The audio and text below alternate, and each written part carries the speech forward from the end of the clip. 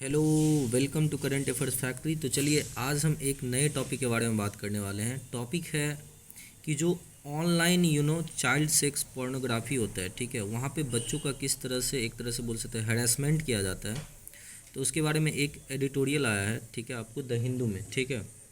तो हम उसके बारे में डिस्कशन करने वाले हैं। तो यहाँ पे आप देख सकते हैं कॉन्टेक्स्ट क्यों है। तो सेंट्रल बोर्ड ऑफ इन्वेस्टिगेशन जो सीबीआई है,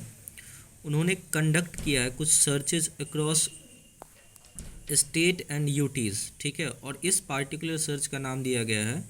ऑपरेशंस मेघ चक्र। ये एक पैन इंडिया ऑपरेशन था, मतलब ऐसा नहीं है किसी पार्टिकुलर स्टेट में था, ठीक है। तो इस पार्टिकुलर एनालिसिस में हम देखेंगे कि आखिर सीबीआई इस तरह के ऑपरेशन समय समय पे पहले भी लाए हैं या नहीं, इंडिया में क्या रूल्स है, ठीक है। चाइल्ड सेक्स एब्यूज़ मटेरियल जिसको ऑनलाइन के थ्रू किया जाता है, शॉर्ट में इसको क्या बोलते हैं, CSAM। तो इसके बारे में क्या रूल्स है, ग्लोबली क्या क्या एजेंडे अभी चल रहे हैं, और ग्लोबली दूसरे कंट्रीज़ ने क्या क्या इनिशिएटिव लिया है, ठीक है। तो अगर आप ऑपरेशन मेघ चक्र की बात करोगे तो इस ऑपरेशन के अंतर्गत सीबीआई ने रेडेड किया कहाँ पे, 59 location across 21 states, targeting at cloud storage used by peddlers. Peddlers होता है कि जो मान लीजिए धोखाधड़ी करता है, ठीक है, और जो इलीगल वर्क्स में इन्वॉल्व रहता है, to circulate audio visual material on illicit sexual activities with minors, ठीक है। Raid came after the agency registered 2 cases under the IT act. तो जो भी रेड्स किया गया उसको IT एक्ट के अंतर्गत रजिस्टर्ड किया गया, ठीक है, based on the inputs from the crime against children, that is CAC units of the Interpol, जो कहाँ पे बेस्ड है, दैट इज इन सिंगापुर, ठीक है। और इसको और भी न्यूज़ रिपोर्ट किया गया था कहाँ से, न्यूजीलैंड पुलिस से, क्योंकि आपको पता है कि जो इंटरपोल है ये एक तरह का ग्लोबल ऑर्गेनाइजेशन है जहाँ डिफरेंट स्टेट्स के जो है ना, डिफरेंट स्टेट्स के जो है ना लोग जो है, आपको मतलब डिफरेंट कंट्रीज़ के लोग, पुलिस जो है ना यहाँ पे कोऑर्डिनेटेड होता है अंडर वन अम्ब्रेला, ठीक है। अगर आप मेघ चक्र के अलावा अगर आप देखोगे क्या सीबीआई इससे पहले भी इस तरह के सर्चेज किए, तो या बिल्कुल सही है कि एक बार नवंबर 2021 में code named operation carbon launch किया था सीबीआई, ठीक है, और जिसके अंतर्गत सेम जो CSAM है, that is the child sex abuse material, जो ऑनलाइन के थ्रू किया जाता है, जैसे आप देखते हो स्टॉक वॉकिंग होता है या आपको स्टॉकिंग होता है, इन सब चीज़ों को ध्यान में रखते हुए ऐसा किया गया था, ठीक है। तो ये 2021 में भी ऑपरेशंस कार्बन, तो एग्जाम परस्पेक्टिव से ये दोनों आपको ध्यान रखना है। अब हम देखते हैं कि पोर्नोग्राफी जो चाइल्ड की है वो इंडिया में इसकी क्या सिचुएशन है, ठीक है। तो अगर आप अलोवेंस की बात करोगे तो देखो, viewing adult pornography in private is not an offence, मतलब कोई गैर कानूनी नहीं है, ठीक है। लेकिन अगर आप डाउनलोडिंग करते हो या एक्सचेंजिंग करते हो related with the child pornography, तो वो एक ऑफेंस है और इसको पनिशेबल बनाया गया अंडर द IT एक्ट 2002। अगर आप एग्जम्पशन की बात करोगे तो जो इंटरनेट सर्विस प्रोवाइडर है, that is ISPs, are exempted from liability for any third party data if they do not initiate the transmission. अब आप पूछोगे कि ये थर्ड पार्टी डेटा क्या है, तो देखो थर्ड पार्टी डेटा है कि जब कोई एक थर्ड पार्टी किसी दोस्त से डेटा खरीद करके, ठीक है, और इसलिए खरीदे ताकि वो कंज्यूमर के साथ उसको क्या कर सकते, शेयर कर सके, उससे बेनिफिट कमा सके, और वो एक टिपिकली लीगल होना चाहिए, मतलब ऐसा नहीं है कि कोई गवर्नमेंट से चुरा करके, ऐसा नहीं होना चाहिए। तो उसमें क्या होता है आपको कि अपने म्यूचुअल बेनिफिट्स को गेन करने के लिए जो है ना, वो उस डेटा को क्या करता है अंडर अ लाइसेंस, और आप बोल सकते हो रूल्स के तहत जो है लीगली जब शेयर करते हैं, ठीक है। अब आप देखोगे कि जैसे हम आपको यहाँ पे बताएं, एग्जम्पशन हो गया। आप ये CSAM है क्या, that is child sex abuse material जो ऑनलाइन होता है, ये प्रिवलेंस क्यों होता है। तो देखो ऐसा समझा जाता है कि जो सर्कुलेशन ऑफ ऑनलाइन CSAM है ये very low in India, because उतनी ज़्यादा लिटरेसी नहीं है, और जो भी मान लीजिए लिटरेट है, तो जिनको नॉलेज है फ़ोन्स के बारे में, ठीक है, हालांकि आप देखोगे तो इसकी जो नेगेटिविटी होती है या पॉजिटिविटी होती है उसके हिसाब से जो है ना यहाँ पे कम होती है, क्योंकि ज़्यादातर जो है ना इलिटरेट लोगों को ही इस तरह की चीज़ों में ज़्यादा इन्वॉल्व देखा जाता है। तो उनसे क्या होता है कि बाद में और भी प्रॉब्लम्स क्रिएट हो जाती है कि जैसे आपको पता होगा कि since internet is very vulnerable, तो वहाँ पे हैकिंग की चांसेस बढ़ जाती है और उन्हें तो मोबाइल के बारे में जानकारी है नहीं, जैसे मान लीजिए हॉकर्स हो गए, रिक्शा ड्राइवर्स हो गए, इन सब चीज़ों के बारे में, ठीक है। But there is no system of automatic electronic monitoring, thus making India's enforcement agencies largely depend on foreign agencies for the requisite information. और अभी भी वही देखा गया है कि सिंगापुर और जो न्यूजीलैंड से है वहाँ से इनके बारे में इंफॉर्मेशन है। इंटरपोल का डेटा बता रहा है कि इंडिया में रिपोर्टेड किया जाता है 24 lakh instances of online CSAM in last 3 years period 2017 से लेकर के 20 में, ठीक है। और ये 80% इसका जो है ना वो गर्ल्स है बिलो एज ऑफ 14 ईयर्स।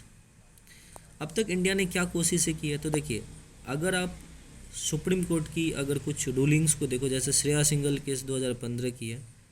इसमें सुप्रीम कोर्ट ने रेड डाउन कर दिया था section 79(3)(b of the IT act in this case, और उसमें बोला गया था कि any social media intermediary will not be in the radar of legal actions for any third party information data or communication link made available or hosted by him। और साथ साथ supreme court ने यह भी बोला था कि जो इंटरमीडियरीज है, इंटरमीडियरीज जो थर्ड पार्टी होते हैं जो डेटाज खरीदते हैं, ठीक है, किसी पार्टिकुलर ऑर्गेनाइजेशन से, ought to act only upon receiving actual knowledge that a court order has been passed asking them to expedite, remove or disable access to certain material। तो बेसिकली कहना यह है कि श्रेया सिंघल केस जो 2015 की है ये आपको एक तरह से प्राइवेसी से रिलेटेड रखता है, और इसमें यह बताया गया है कि आपको जो इंटरमीडिएट है, ठीक है, जो मध्य के भी लोग हैं उनको कोई लीगली यहाँ पे एलिजिड नहीं बताया जाएगा अनलेस कि वो किसी गलत तरीके के लिए इसका यूज क्यों नहीं करता हो, ठीक है। फिर नेक्स्ट हियरिंग है, एक है कमलेश वासवानी केस 2013 की। उसमें जो पेटिशनर ने है वो मतलब सुप्रीम कोर्ट से पूछा था कि आप इसमें कंप्लीट बैन कर दीजिए पोर्नोग्राफी पे, ठीक है। But after the court intervention the advisory committee was thus constituted which issued order in March 2015 to ISP to disable 9 domain URL। तो बेसिकली इसमें कंप्लीट बैन तो नहीं किया गया था, लेकिन जो URL या वेबसाइट्स आप बोल सकते हैं, होस्टिंग जो प्लेटफॉर्म था जो वायलेट करता था morality and decency clause of article 19(2) of the constitution, उसको जो है ना एक तरह से ब्लॉक कर दिया गया था, ठीक है। बट अभी भी जो ये पेटिशन मतलब कोर्ट ने इस पर कुछ ऐसा जो है ना आपको रूलिंग नहीं दिया था, बट ऐसा उन्होंने मांग की थी पेटिशनर, और सुप्रीम कोर्ट में अभी भी ये केस चल ही रहा है, ठीक है। फिर एक नया Prajwala case versus union of India. इसमें जो है ना सुप्रीम कोर्ट ने ऑर्डर्ड किया गवर्नमेंट को कि आप एक नेसेसरी गाइडलाइंस या स्टैंडर्ड ऑपरेटिंग प्रोसीजर्स, ठीक है, आप बनाओ और उसको इम्प्लीमेंट करो ताकि क्या हो सके कि चाइल्ड पोर्नोग्राफी को एलिमिनेट किया जा सके। रेप और गैंग रेप से जो इमेजेस होते हैं, वीडियोज़ होते हैं, और जो साइट से जो इन चीज़ों को बढ़ावा दे रहे हैं उसे ऑनलाइन प्लेटफॉर्म जैसे गूगल प्ले स्टोर या बोल सकते हैं आप गूगल से हटाया जा सके, ठीक है। और इसके साथ आपको पता होगा कि जो मिनिस्ट्री ऑफ होम अफेयर्स है उन्होंने लॉन्च किया एक national cyber crime reporting portal in 2018, जहाँ पे आप ऑनलाइन कंप्लेन दायर कर सकते हो किसी पार्टिकुलर वल्नरेबिलिटी या किसी बच्चे को या मान लीजिए जो माइनर है उसको के साथ गलत किया जा रहा है। तो आप जितने टाइप्स के जो है ना साइबर क्राइम्स होते हैं आप वहाँ पर आराम से अपलोड कर सकते हैं। अगर आप पार्लियामेंट कमेटी को देखो तो राज्यसभा के एक एडहॉक कमेटी ने 2020 में रिपोर्ट बनाया था, जिसमें इन सब सारी जो है ना एक बहुत तरह के जो है ना आप बोल सकते हो रूल्स रेगुलेशन या बहुत तरह के कंटेंट, उन सब को जो है ना यहाँ पे इंक्लूड किया गया था और रिकमेंड किया गया था कि ये जो पोर्नोग्राफी का जो इशू है ये एक अलार्मिंग इशू है, स्पेशली जब से इंटरनेट पेंट्रेशन बढ़ चुकी है, ठीक है, सोशल मीडियाज़ में, और ये इफ़ेक्ट करता है on children and society as a whole. On the legislative front the committee not only recommended the widening of the definition of child pornography but also proactive monitoring, mandatory reporting and taking down or blocking CSAM by ISP, that is internet service providers। अगर आप technical front की बात करोगे तो committee ने recommend किया कि आपको परमिटिंग करना है only the breaking of the end to end encryption, building partnership with industry to develop tools using artificial intelligence for dark web investigation, tracing identify. तो बेसिकली कहने का मतलब ये है कि आप क्रिप्टोज जो आपका वेब 3.0 आने वाला है, आप उस हिसाब में आगे बढ़ो, ताकि जो एनक्रिप्टेड फॉर्म में इन सब चीज़ों को जो है ना बढ़ावा दिया जा रहा है, तो उसमें ज़्यादा से ज़्यादा आप आर्टिफिशियल इंटेलिजेंस, क्लाउड कंप्यूटिंग, इन सब चीज़ों का यूज करके जो है ना आप कोशिश करो कि गलत तरीके से, क्या इन सब कंटेंट को ख़रीदने के लिए क्या कहीं पे पेमेंट तो नहीं किया जा रहा है, ठीक है, तो उनको ट्रेस करना। इन सब चीज़ों को जो राज्यसभा की जो एक एडहॉक कमेटी उन्होंने रिकमेंड किया। अगर आप जॉइंट एग्रीमेंट की बात करोगे तो दो national crime record bureau, that is आपको पता है कि NCRB ministry of home affairs के अंदर आता है, ठीक है, साइंड किया एक memorandum of understanding, that is MOU, with the non profit foundation name national centre for missing and exploited children, that is NCMEC in 2019। और उसमें ये रिसीव किया कि जो साइबर टिप लाइन रिपोर्ट्स है to facilitate action against those who upload or share CSAM in India, the NCRB has received more than 2 million cyber tip line reports which have been forwarded to the state for legal actions। अगर आप private initiative की बात करो तो एक आरंभ India करके एक मुंबई बेस्ड NGO है, वो इंटरनेशनल वॉच फाउंडेशन के साथ एंड मतलब आपको भागीदारी की और लॉन्च किया India's first online reporting portal in 2016 to report image and video of child abuse. 2018 तक इसमें लगभग 1200 के आसपास रिपोर्ट रिसीव किया गया, जिसमें से 122 जो है ना वो CSAM को फाउंड किया गया। तो अच्छी खासी यहाँ पे आप बोल सकते एक तरह से 11 to 12% के आसपास जो है ना ये रिपोर्टिंग जो है ना सही पाया गया। तो कहीं ना कहीं ये एक बहुत बड़ा कंसर्न है। अगर आप मैंडेटरी रिपोर्टिंग की बात करोगे तो international centre for missing and exploited children 2018 की रिपोर्ट में ऐसा बताया गया कि more than 30 countries now requires mandatory reporting of CSAM by ISP। India also figures in this list, enough the law does not provide for such mandatory reporting. मतलब केवल एक तरह से रूल्स बनाने से नहीं होता, यहाँ पे आपको ट्रेसिंग, एक ट्रांसपेरेंसी होना चाहिए सिस्टम में, ठीक है, क्या ऊपर वाले लोग तो नहीं इसमें इन्वॉल्व है, तो इन सब चीज़ों पे ध्यान देना चाहिए, ठीक है। अगर आप ग्लोबल एफर्ट की बात करोगे तो US मॉडल को भी आप एज अ आइडियल मान सकते हो, क्योंकि एक प्रोग्राम है national centre for missing and exploited children, जैसा मैंने आपको बताया, ये यूनाइटेड स्टेट की एक नॉन प्रॉफिट ऑर्गेनाइजेशन है, ठीक है। वो साइबर टिपलिन जो पहले हम लोग डिस्कस किया वो बनाता है, ठीक है, ताकि ये रिपोर्ट जो है ना सस्पेक्टेड चाइल्ड सेक्सुअल एक्सप्लॉयटेशन का अपने मतलब सर्विस मतलब अपने प्लेटफॉर्म पे लाया जाता है, ठीक है। फिर इसमें इंटरनेट सर्विस प्रोवाइडर को मैंडेटेड किया जाता है कि आप रिपोर्ट करो जितने भी identity and location of individuals हैं suspected of violating the law, and NCMEC में notify ISP to block transmission of online CSAM। 2021 में जो साइबर टिपलिन है वो रिसिप्ट किया था कि more then 29.3 million reports, that is 99% from ESP of US hosted and suspected CSAM। अगर आप UK मॉडल की बात करोगे तो यहाँ पे एक इंटरनेशनल वॉच फाउंडेशंस IWF एक NGO है, वो इंश्योर्स करता है कि एक सेफ ऑनलाइन इन्वायरमेंट होगा for users with a particular focus on CSAM। इनका काम क्या है कि इंगेज करता है एनालिस्ट को, ताकि वो अच्छे से जो है ना क्रिमिनल कंटेंट जो डिसरप्ट कर रहा है, ठीक है, सोसाइटी के एक तरह से बोल सकते हो मॉडल को या डिग्निटी को थ्रू देयर CSAM एक्टिविटीज़, तो वहाँ पे जो है ना इस तरह के चीज़ों में वो एनालाइज करते हैं, जो एनालिटिक्स होते हैं, और फिर उसको डिलीट करने की कोशिश करते हैं, ठीक है। और ये बेसिकली UK स्पेसिफिक है। 2021 में जो है ना IWF वो असेस्ट किया था कि 3 लाख रिपोर्ट्स जो है ना CSAM की यहाँ पे दर्ज किया गया था एनालिस्ट के द्वारा, जिसमें से एनालिस्ट ने 70% को सही पाया कि हाँ इसमें चाइल्ड सेक्स एब्यूज़ मटेरियल्स हैं ऑनलाइन के through, and 7 in 10 reports content self generated CSAM। और ये चीज़ें जो है ना पर्सनल लेवल पे भी जो है, जैसे मान लीजिए कोई लियोरिटी होती है, किसी को ज़्यादा मान लीजिए पैसे की चाहती है तो गलत कामों में संलिप्त हो जाते हैं, तो इस तरह से। UK में लेजिस्लेशन क्या है देख लेते हैं। तो UK के पास कोई एक पार्टिकुलर जो है ना मैंडेटरी कोई रूल्स नहीं है कि अगर मान लीजिए आपको CSAM को रिपोर्ट ही करना है, लेकिन जो इंटरनेट सर्विस प्रोवाइडर है उसको रिस्पॉन्सिबल बनाया गया for third party content if they host और caches such content as their server. We protect global alliance है ये एक ग्लोबल मूवमेंट था जिसमें 200 गवर्नमेंट,